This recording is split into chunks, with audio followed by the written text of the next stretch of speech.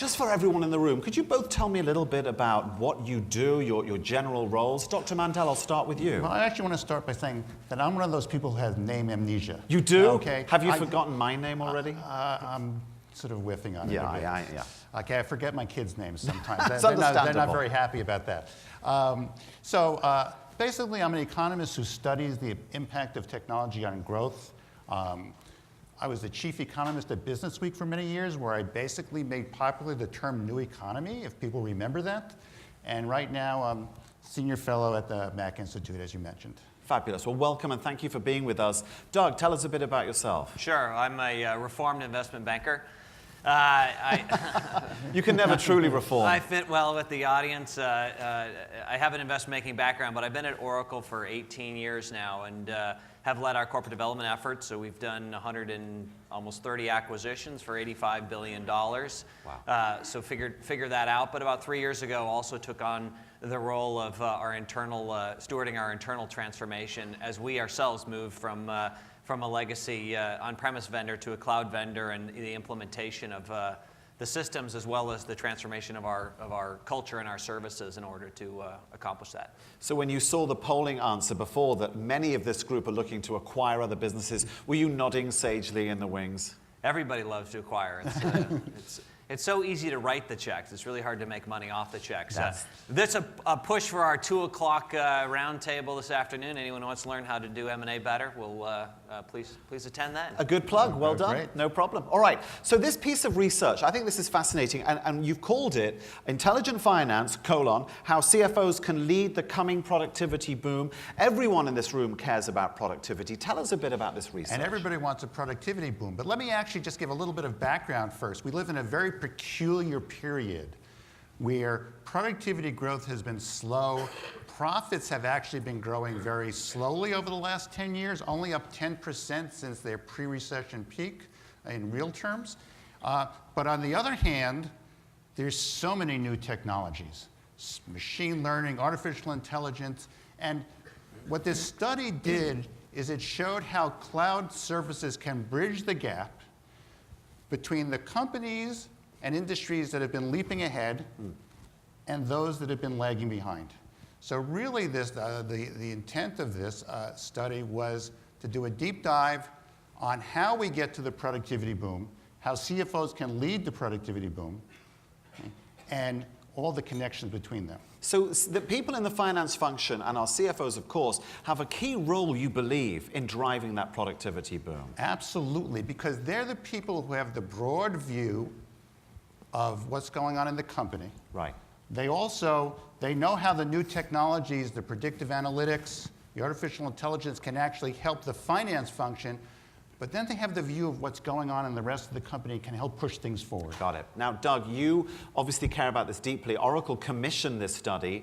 We heard our CEO, Mark Hurd, talking about productivity yesterday, but what drove you to actually say, green light, let's do this study? Well, I think the big thing is cloud is a secret. Nobody apparently knows anything about it, so we figured it was time to really shine the light. But more to our side, which is we've implemented inside Oracle top to bottom moved our on-premise to the cloud technologies, and we've seen the benefits. And they tend to revolve around 3 things, which is cloud's a great economizer.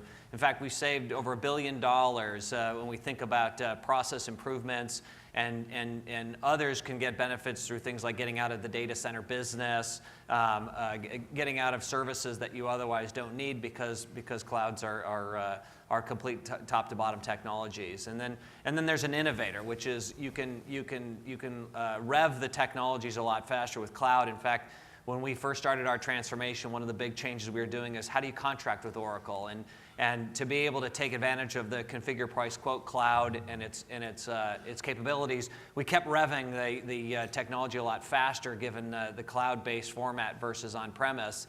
And then finally, it's an equalizer, which is everybody gets access to the same technologies. You don't have to have gigantic IT staffs in order to leverage cloud. So we thought about those things, and we realized at the same time, CFOs are the new co-pilots in most companies. They're very deeply ingrained in the strategy and what's going on in the business, but they're also very finance oriented. So we thought this was a great opportunity to really bring out bring out the economics of cloud, and I think that's what the study did. Absolutely. And this is new. It's coming out today. This is the first time the details are being revealed, which is very exciting. Dr. Mandel, you were excited to work on this study.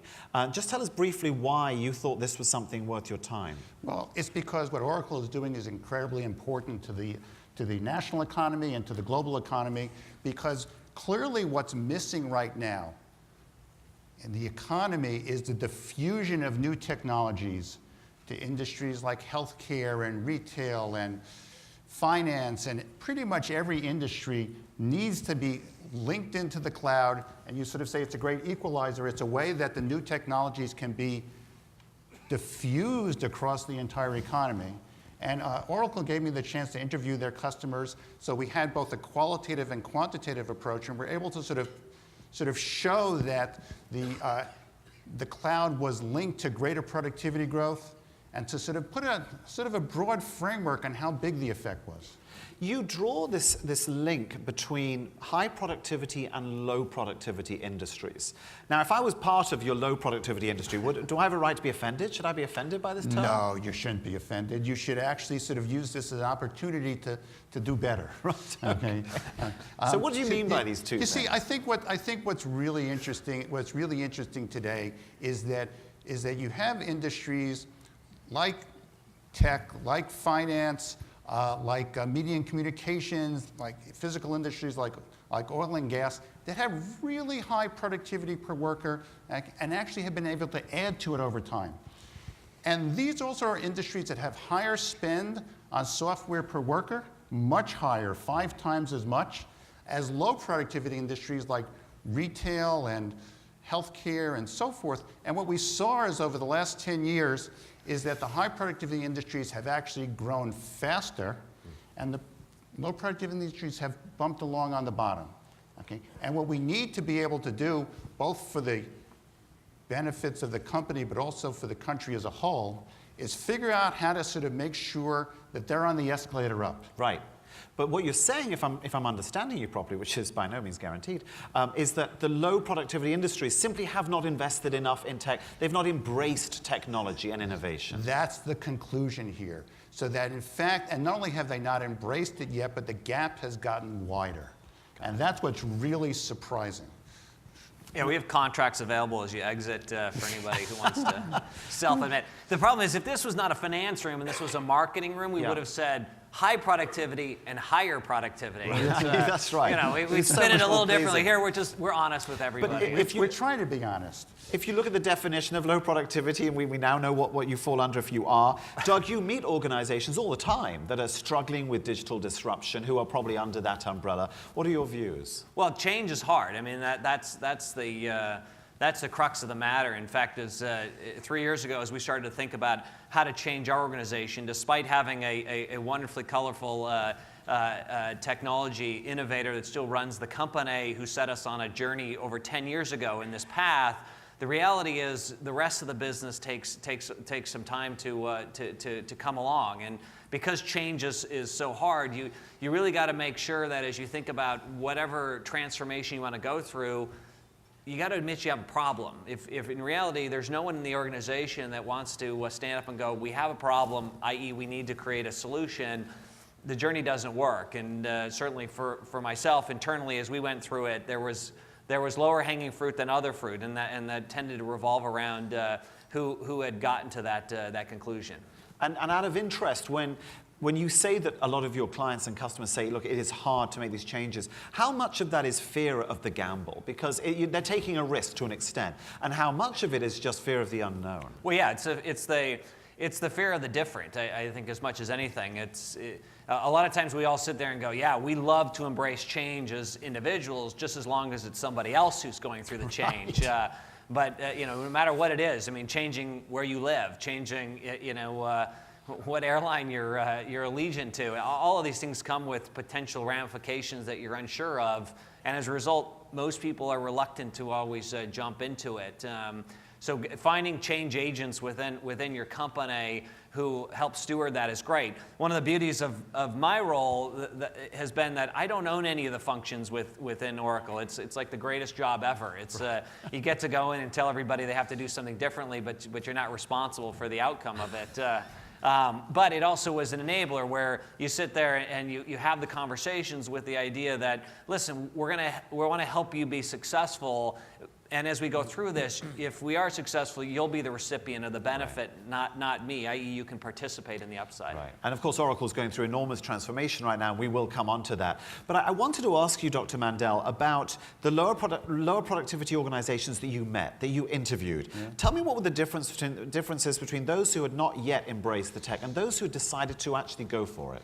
So the ones that decided to go for it, we sort of talked to Shawnee State University in Ohio. We talked to Blue Shield of California. What they wanted to do is they understood that they had no option other than to change. Right. And not only that the change was going to help them meet their goals.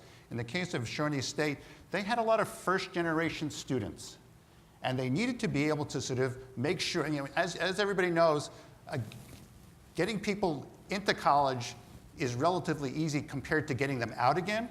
And the graduation rates are really low, especially for first-generation students. And so what you want to do is you want to be able to monitor them, monitor their academic progress, monitor their financial progress, and do it in a way that doesn't raise costs. Right. And that immediately sort of goes you to the cloud, and it immediately goes you, and what these folks wanted to do is they wanted to be able to adopt new technology, and they didn't want to have to put on a whole new staff of data scientists to do it. So when you sort of talk about change, what you're talking about is being able to get on the escalator and have the cloud provider, like Oracle, sort of help you up the escalator. You still have to work on doing the change internally, but instead of a four-dimensional puzzle, it becomes a two-dimensional puzzle. And to Doug's point, this is really about accepting and publicly acknowledging the fact that you have got a problem.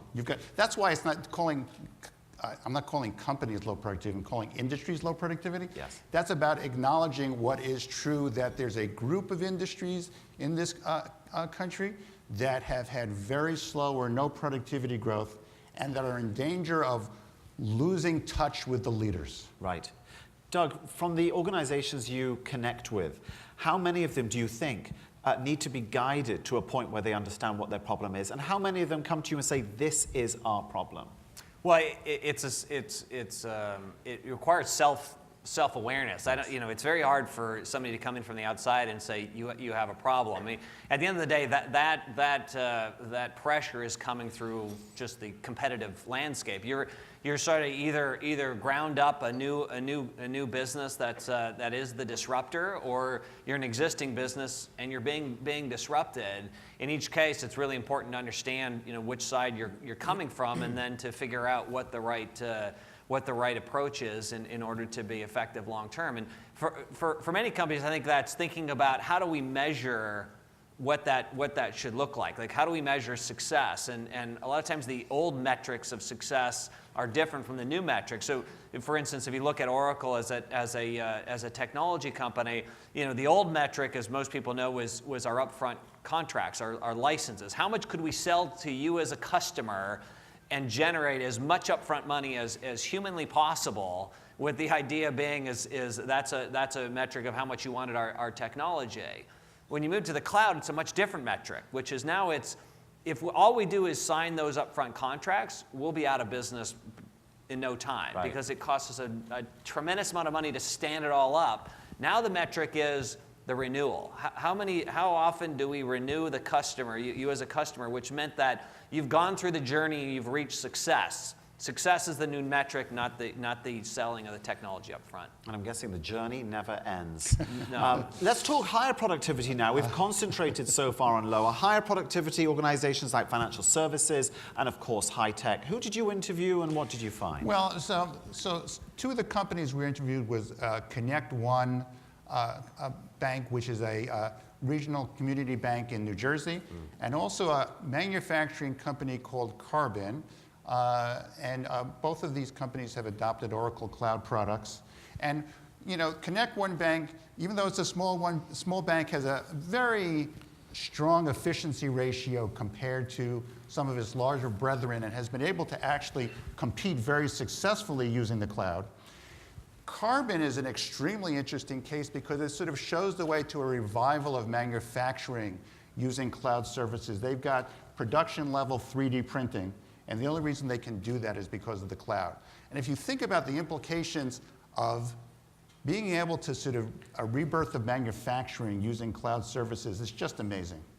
Now, but I just want to jump in where getting back to this on the finance side, when you think about disruption of the business model, carbon's really interesting because it's not just a technology disruption where obviously you're, for instance, 3D printing a part at massive scale, but actually the business model change where now they don't sell you the manufacturing part for the 3D, they just sell you the end part. So you subscribe to the manufacturing process, they build it and they sell it to you as you go. So now they themselves have a subscription model where they can stand up large quantities of these 3D printers, and that way you don't have to buy one for your manufacturing facility. You just rent it, if you will. And so when you're not using it, they print it for other companies. So let me just be cynical, Dr. Mandel. You could argue that in the case of carbon, that very much lends itself to a cloud operation. That's where it feels like that's where it belongs. What do you say to organizations who are in the high productivity end, who are already successful and don't feel that they should be 100% in the cloud? Well, what cloud gives them is access to all of these new technologies, all of the technological advances, without having to sort of do anything extra for them. What happens is like having a toolbox where the tools are continually being replaced with new tools, sharper tools. You still have to train your workers to use them, but you are with everybody else. And let me ask you one final follow-up before I talk about Oracle's transformation. What did you find in your studies were the reasons that organizations were perhaps a little reticent, a little standoffish? Well, part of it is it's a big jump for them at first because the initial jump to the cloud, the initial retraining is scary. But what's interesting is that a lot of the people I talked to said it turned out to be less scary in practice than they were expecting. Right. That they had budgeted money for training that they didn't use, that the process of moving to the cloud was easier than they thought it was going to be, and in some sense there was more apprehension than there needed to be. Got it. That's a very good bit of feedback. Thank you. So Oracle, here you are actually doing what you say. You are going through a huge transformation. Can you tell us what sparked it and how far you are along the journey, Doug? Yeah, well, what sparked it was our move from being a technology seller to being a service seller. And as we look back through the technology ages, the mainframe, the client server, internet architectures, these were all technology transformations, but the underlying business model hadn't evolved, it wasn't necessary to change. So the way we sold and serviced and supported customers was always the same through these technology evolutions. But when the cloud came, and again, we didn't appreciate it as much at the beginning. Cloud wasn't just a technology transformation; it was a complete business process transformation. And so as we got to the realization that we are now in the service business, not in the technology business, that's where a lot of the old ways of doing business at Oracle were no longer relevant. In fact. I tongue-in-cheek describe Oracle because I know a lot of customers had come to me this way, which is in the old land of on-premise, Oracle, great technology, really hard to do business with. And the fact is, the way the industry had been arranged, it sort of led to a more antagonistic relationship with our customers, mainly because they're buying a bunch of different piece technologies, putting it together, and calling us and saying something was wrong, but we had no idea if it was really our technology. Now in the service world, the cloud, we make all those choices. We decide on the hardware, we decide on the storage, the operating system, et cetera. All you want is a service delivered, and as a result, it's just our problem if it doesn't go well. So now we have to arrange the entire business to be thinking about it from a how do I help sort of scenario. In fact, when I first started the transformation inside Oracle, the response, if anybody asked you a question, was no. And nobody ever got fired at Oracle for saying no, because that, and in fact, as many customers will recall, if you want a discount at Oracle, you'll hear no a lot, and then come May 29th or so, all of a sudden the answer became sure, why not? And that's just that's not an effective partnership type relationship. So really changing the culture to, even if the answer might be no because we can't do it for an odd reason, how can we help make it right? What are other mechanisms by which to get it done, et cetera? And that's a lot of what the change process was. And you're obviously using Oracle Cloud Services as part of the transformation. Can you share with this wonderful audience some of the lessons learned and maybe some of the errors that were made that you would advise others not to make? Yeah. So when we think about the change, it's sort of there's a process change, there's a system change. Oftentimes there's an organizational change depending on how you align the people, and then there's a cultural change. And I think all four of those come into play. For us, as we built what the process looks like, we needed systems that would be aligned to that. And oftentimes the system requirements was very different from the previous requirements. So I gave the example of the Configure Price Quote Cloud, which allowed us to quickly change how we sold to customers. So in fact, when we went through this, the realization is it didn't make sense anymore to spend 9 months with a customer beating the crap out of each other, where you lawyered up and we lawyered up, and we spent a ton of money on a contract that was worth millions and millions of dollars, but the reality is never came into play because it wasn't needed. The reality is we were partners and we were going to figure out a way to make it work. So he's moved to the cloud. Anything that stands in the way of us getting you using the technology is a bad thing, and we want to do more transactions more frequently. So we figured out what was the set of terms and conditions that all customers want, found those, and just stuck them into the CPQ cloud. So we sort of enabled the sales force to be able to contract much more rapidly rather than doing it manually back and forth with the used car sales manager and that whole process. Dr. Mandel, when you hear this story and you have to step aside from Oracle for a second, are they taking the right approach? Well, they're transforming themselves into a company that's suited for the cloud, okay? And they're transforming themselves into a company that is able to sort of push out new technologies and push out best practices in a way that benefits their customers. So it's not about the software per se, but it's about all the benefits that are going to the customers, and that's really what the big gain from the cloud is. Right. Is that it's not simply a one-time transaction, it's an ongoing connection where the investments by cloud providers sort of flow out to the customers in a way that's beneficial for everybody. And of course, it's not just, we don't just do this for fun and for benefits for everyone around us. We also do this for a profitable outcome as well. What kind of savings have you enjoyed so far? Well, there's two things. There's savings, but unfortunately, there's also the do you want to stay relevant anytime soon? I think we all can look at our industries and see a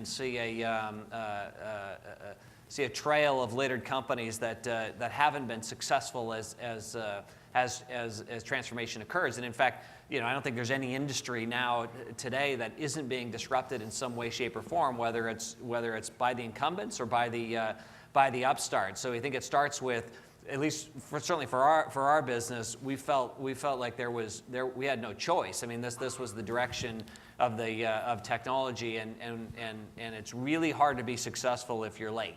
So we started early. It just happened to be as a result of that, and part of why folks are moving is, you don't move to something if it's not going to be better. The reality is that cloud is better, and we've been able, as I mentioned before, reap $1 billion in savings internally.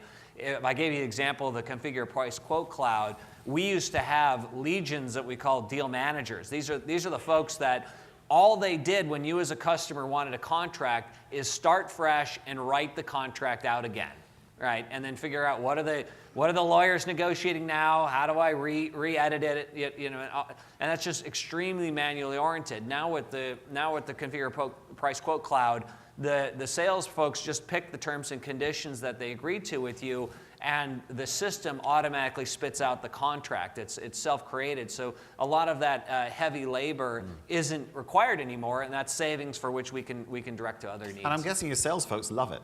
Of course, yeah, they're more productive. They don't spend as much of their own time on internal processes. They're out doing what they like to do, which is to sell. Can I just add something distinguishing between short-term benefits and long-term benefits? Because I think you've got the short-term benefits that you've sort of been talking about, and then in terms of the long-term benefits, the ability to transform business models, the ability to sort of, capture the benefits of new technologies. It's hard to put a number on them, but they're super important. Right.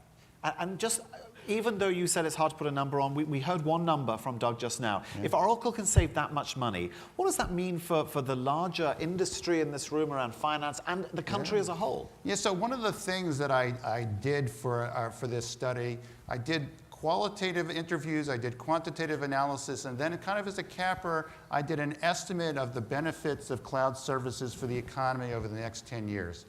And as a conservative estimate, what I got was cumulatively $2 trillion in extra GDP over the next 10 years for the impact of cloud services on accelerating the growth of low productivity industries. These are the industries that have had zero productivity growth collectively over the last 10 years. Right.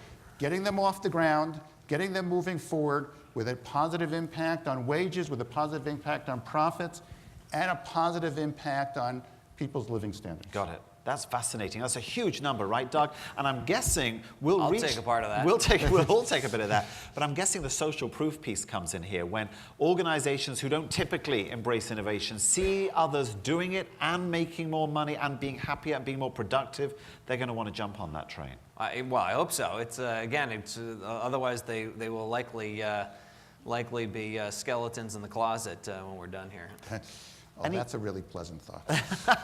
Don't worry, we won't end on that thought. Any surprises from the research? You must have had interviews that really kind of knocked you down. By the way, it's not that it's an unpleasant thought. It's realism.